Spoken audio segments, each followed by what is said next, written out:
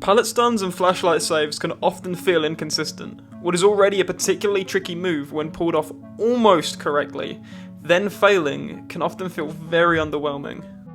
I'll let you know. Oh. Fun fact, the killer can be totally blind while carrying a survivor and not drop the survivor if the flash's stun wasn't perfectly timed. You blinded me. So let's get to the bottom of this.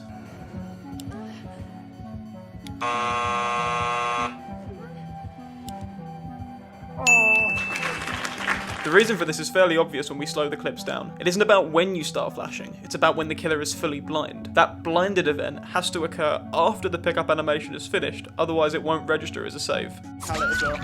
You don't have to hit me so hard. And sure enough, this is also true for pallet stun saves.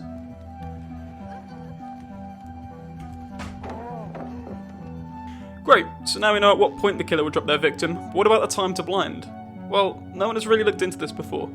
Add-ons and rarer versions of standard items increase values, but we aren't given a quantitative number of how much they're increased by. We're only given the words slightly, moderately, considerably, and tremendously, but aren't told what this actually means or how these effects stack.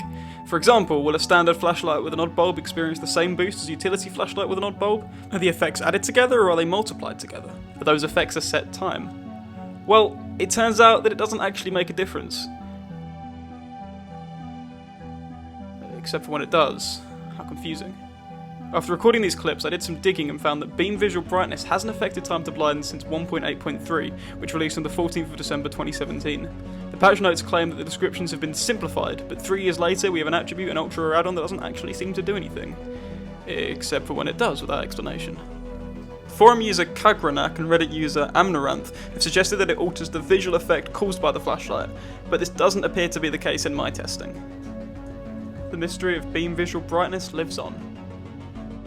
What I can tell you is that Maya's pickup animation is exactly 3 seconds, and presumably every killer is exactly the same. So, if that helps, there you go. Hopefully, behaviour will eventually come clean on what beam visual brightness actually means, but for now I wouldn't hold out hope. In the meantime, you can come away from this video knowing at what point to drop that pallet, and if not perfect, at least have a better idea of when to shine your flashlight. If you enjoyed this video or found it useful, leave a like, and if you're feeling particularly generous, you can subscribe. Thank you for watching.